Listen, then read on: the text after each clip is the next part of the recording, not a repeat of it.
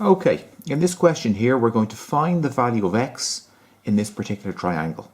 Now x is the distance between these 2 points here, and we have a right angle triangle, and we know the length of this side and we know the length of this side.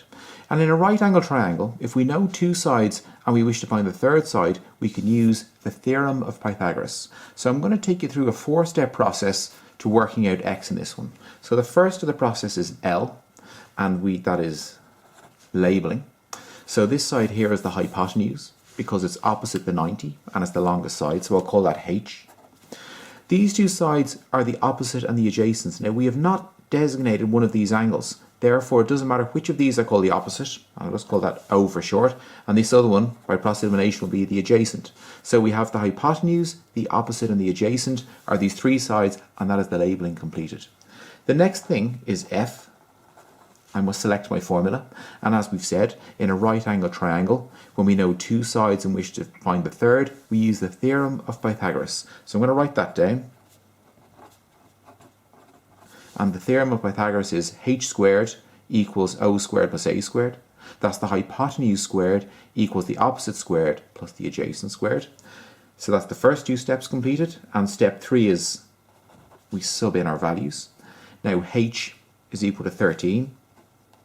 13 squared. O, I'm going to sub x in for that. That becomes x squared. And a, I'm going to turn into 12. So that is going to be 12 squared. So we have the first 3 steps done. We have it labelled. We have selected our formula.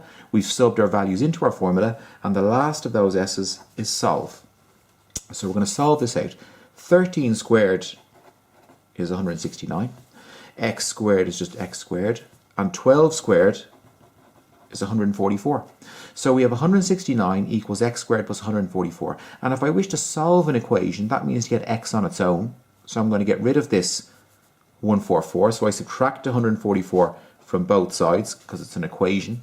And 169 take away 144 is 25. And 144 take away 144 is 0. So I'm left with x squared. And the final step, I need to get rid of this squared here.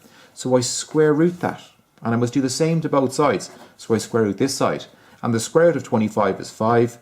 And the square root of root x is x. And that is x solved. X is equal to 5. And we're just going to check the start. The hypotenuse must be the longest side. So my value is less than 13. So it kind of fits. And x is equal to 5.